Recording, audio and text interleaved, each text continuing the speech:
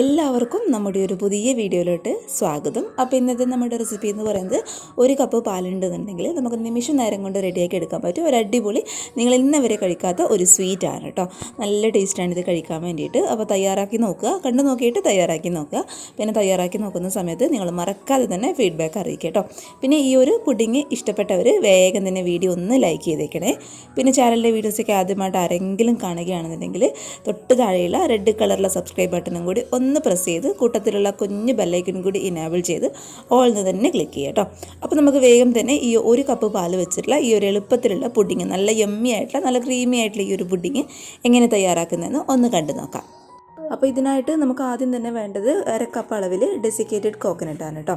അപ്പോൾ ഈ ഒരു ഡെസിക്കേറ്റഡ് കോക്കനട്ട് ഇതുപോലെ നമുക്ക് വീട്ടിൽ എളുപ്പത്തിൽ റെഡിയാക്കി എടുക്കാൻ വേണ്ടിയിട്ട് പറ്റും. അല്ലാന്നുണ്ടെങ്കിൽ എല്ലാ സൂപ്പർ മാർക്കറ്റിലും നമുക്ക് ഈ ഒരു ഡെസിക്കേറ്റഡ് കോക്കനട്ട് ഒരു കുഞ്ഞു പാക്കറ്റിൽ വാങ്ങിക്കാൻ വേണ്ടിയിട്ടും കിട്ടും കേട്ടോ. അപ്പോൾ എടുക്കുന്ന സമയത്ത് 1/2 കപ്പ് അളവിലെങ്കിലും എടുക്കാൻ വേണ്ടിയിട്ട് ശ്രദ്ധിക്കാം.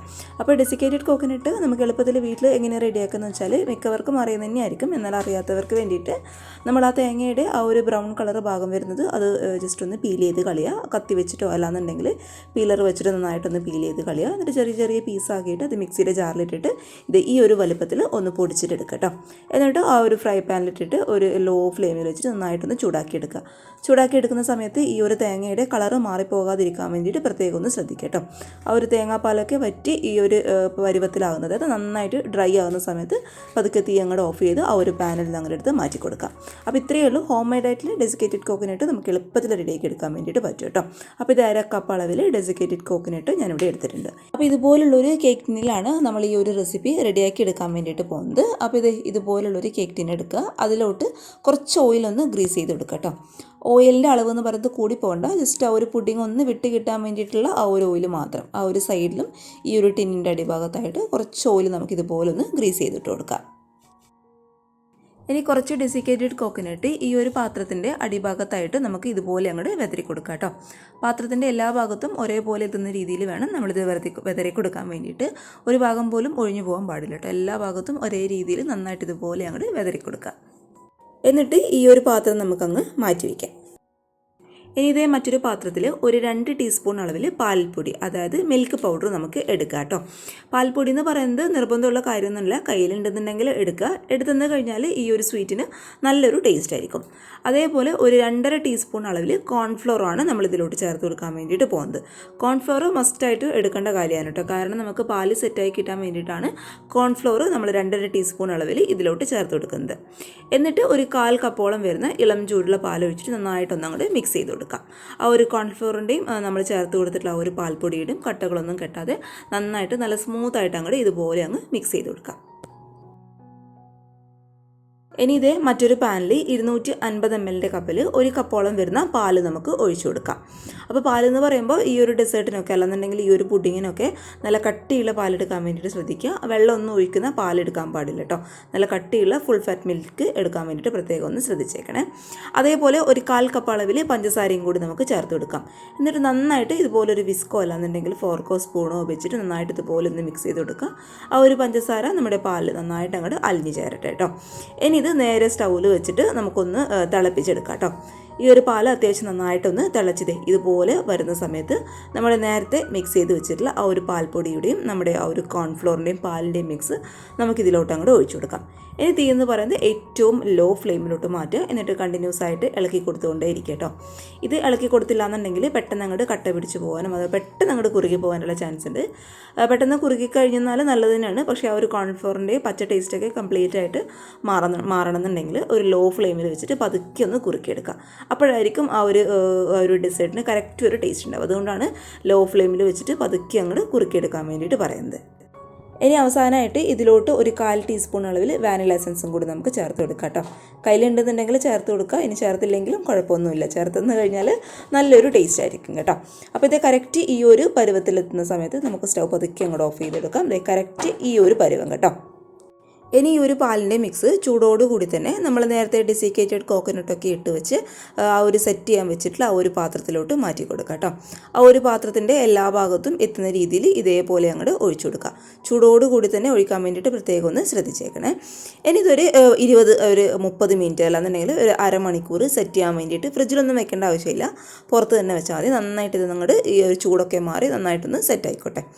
അപ്പോൾ ഇത് ആ ഒരു സമയം കൊണ്ട് മറ്റൊരു പാത്രത്തിൽ ഒരു 1/4 കപ്പ് അളവിൽ വിപ്പിംഗ് ക്രീമാണ് കേട്ടോ ഞാൻ എടുത്തിട്ടുള്ളത്. ഇനി ഈ ഒരു വിപ്പിംഗ് ക്രീം ഇതുപോലൊരു ബീറ്ററോ അല്ലാന്നുണ്ടെങ്കിൽ വിസ്കോ വെച്ചിട്ട് നന്നായിട്ടൊന്ന് ബീറ്റ് ചെയ്ത് കൊടുക്കുക. ബീറ്റ് ചെയ്തെന്ന് വെച്ചാൽ നമ്മൾ കേക്കിനൊക്കെ ചെയ്യുന്ന ആ ഒരു പരുവത്തിൽ നന്നായിട്ട് സ്റ്റിഫായി കിട്ടേണ്ട ആവശ്യമൊന്നുമില്ല. ജസ്റ്റ് ഇതുപോലെ ആ ഒരു വിപ്പിംഗ് ക്രീമിൻ്റെ ആ ഒരു ഈ ഒരു ലിക്വിഡ് കൺസിസ്റ്റൻസി ഒന്ന് മാറി ഒരു ജസ്റ്റ് ഒന്ന് തിക്കായിട്ടുള്ള ആ ഒരു ഫോമിൽ വരണം കേട്ടോ. അതുവരേക്കും നന്നായിട്ട് ഇതുപോലെ ഒരു ബീറ്റർ വെച്ചിട്ടോ അല്ലാന്നുണ്ടെങ്കിൽ ബീറ്റർ ഇല്ലാത്തവർ സാധാരണ ഒരു വിസ്ക് വെച്ചിട്ട് നന്നായിട്ട് ഇതുപോലെ ഒന്ന് ബീറ്റ് ചെയ്തിട്ടെടുക്കാം. അപ്പോൾ ഈ ഒരു വിപ്പിംഗ് ക്രീമിൽ ഞാൻ എക്സ്ട്രാ മധുരം ഒന്നും ചേർത്ത് കൊടുക്കുന്നില്ല, കാരണം ഇത് അത്യാവശ്യം നന്നായിട്ട് മധുരമുണ്ട്.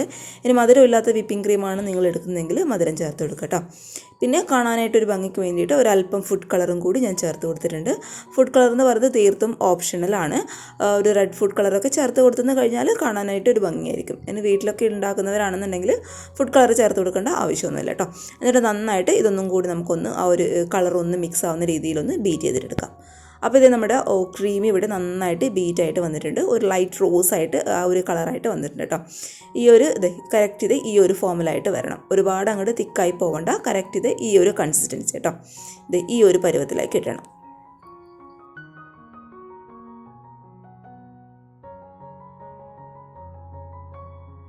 അപ്പോൾ കറക്റ്റ് ഒരു 30-35 മിനിറ്റ് കൊണ്ട് നമ്മുടെ പാലിൻ്റെ ആ ഒരു ചൂടൊക്കെ മാറി നമ്മുടെ പാല് നന്നായിട്ട് ഇതുപോലെ അങ്ങോട്ട് സെറ്റായിട്ട് കിട്ടിയിട്ടുണ്ട്.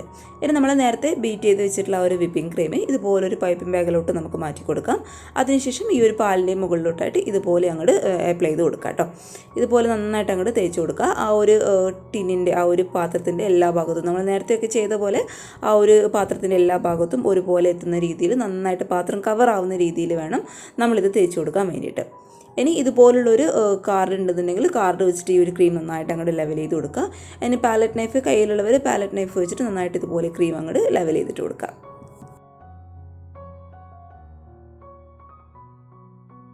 നന്നായിട്ട് ക്രീം ഇതുപോലെ ഒന്ന് ലെവൽ ചെയ്ത് കൊടുത്തതിന് ശേഷം ഇതിൻ്റെ മുകളിലും കുറച്ച് ഡെസിക്കേറ്റഡ് കോക്കനട്ട് നമുക്കിതുപോലെ ഒന്ന് വെതറി കൊടുക്കാം കേട്ടോ. അപ്പോൾ ഡെസിക്കേറ്റഡ് കോക്കനട്ട് ബാക്കി എത്രയാണോ ഉള്ളത് അതിനനുസരിച്ചിട്ട് ഈ ഒരു ക്രീമിൻ്റെ മുകളിലോട്ടായിട്ട് ഇതുപോലെ ലെയറായിട്ട് അങ്ങോട്ട് വെതറി കൊടുക്കുക. ഇനി ഇത് ഫ്രിഡ്ജിൻ്റെ നോർമൽ റാക്കിൽ 1 മണിക്കൂർ നമുക്കൊന്ന് സെറ്റ് ചെയ്യാൻ വേണ്ടിയിട്ട് അങ്ങ് മാറ്റി വയ്ക്കാം. അപ്പോൾ ഇത് നമ്മുടെ പുഡിങ് ഇവിടെ കറക്റ്റ് 1 മണിക്കൂർ കൊണ്ട് നന്നായിട്ടൊന്ന് സെറ്റായിട്ട് കിട്ടിയിട്ടുണ്ട് കേട്ടോ. ഇത് തണുപ്പിച്ച് കഴിക്കുമ്പോഴായിരിക്കും കൂടുതൽ ടേസ്റ്റ് ഉണ്ടാവുക. ഇനി ഇത് നമുക്കിതുപോലെ ഈ ഒരു ടിന്നിൽ നിന്ന് തന്നെ സ്പൂണോടെ എടുത്തിട്ട് നമുക്ക് കോരി കഴിക്കാനായിട്ട് നല്ല ടേസ്റ്റാണ്. അല്ലാന്നുണ്ടെങ്കിൽ ഇതുപോലെ സ്ക്വയറായിട്ട് ചെറിയ ചെറിയ പീസായിട്ട് പ്ലേറ്റിലോട്ട് സെർവ് ചെയ്തിട്ട് അങ്ങനെ കഴിക്കാനായിട്ടും ടേസ്റ്റ് ആയിരിക്കും കേട്ടോ. എങ്ങനെ കഴിക്കാനായിട്ട് നല്ല ടേസ്റ്റുള്ള ഒരു സൂപ്പർ ഡെസേർട്ടാണ്. തീർച്ചയായിട്ടും എല്ലാവരും ഒന്ന് ട്രൈ ചെയ്ത് നോക്കുക. തണുപ്പിച്ച് കഴിക്കുമ്പോഴായിരിക്കും കൂടുതൽ ടേസ്റ്റ് ഉണ്ടാവുക. ഞാൻ നേരത്തെ പറഞ്ഞ പോലെ കുഞ്ഞുങ്ങൾക്കൊക്കെ തീർച്ചയായിട്ടും ഇഷ്ടപ്പെടുന്ന ഒരു അടിപൊളിയായിട്ടുള്ള ഡെസേർട്ടാണ് കേട്ടോ ഇത്.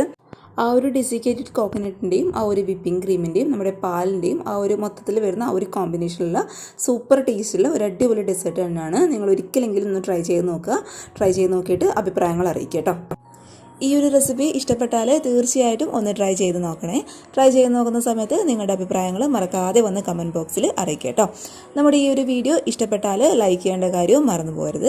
പുതുതായിട്ട് നമ്മുടെ ചാനൽ ആരെങ്കിലും കാണുകയാണെന്നുണ്ടെങ്കിൽ തൊട്ട് താഴെയുള്ള റെഡ് കളറിലെ സബ്സ്ക്രൈബ് ബട്ടണും കൂടി ഒന്ന് പ്രസ് ചെയ്തിട്ട് കൂട്ടത്തിലുള്ള കുഞ്ഞു ബെല്ലൈക്കൺ കൂടി എനേബിൾ ചെയ്ത് ഓൾന്ന് തന്നെ ക്ലിക്ക് ചെയ്യുക കേട്ടോ. അങ്ങനെയാവുന്ന സമയത്ത് ഞാനിടുന്ന വീഡിയോസിൻ്റെ നോട്ടിഫിക്കേഷൻ നിങ്ങൾക്ക് വേഗം തന്നെ വരുള്ളൂ കേട്ടോ. പിന്നെ ഈ ഒരു വീഡിയോ ഇഷ്ടപ്പെട്ടാൽ നിങ്ങളുടെ ഫാമിലിയും ഫ്രണ്ട്സൊക്കെ ആയിട്ട് വീഡിയോ ഒന്ന് ഷെയറും കൂടി ചെയ്ത് കൊടുക്കുക. അപ്പോൾ നാളെ നല്ലൊരു വീഡിയോ ആയിട്ട് കാണും വരെ thank you for watching Simna's food world. By.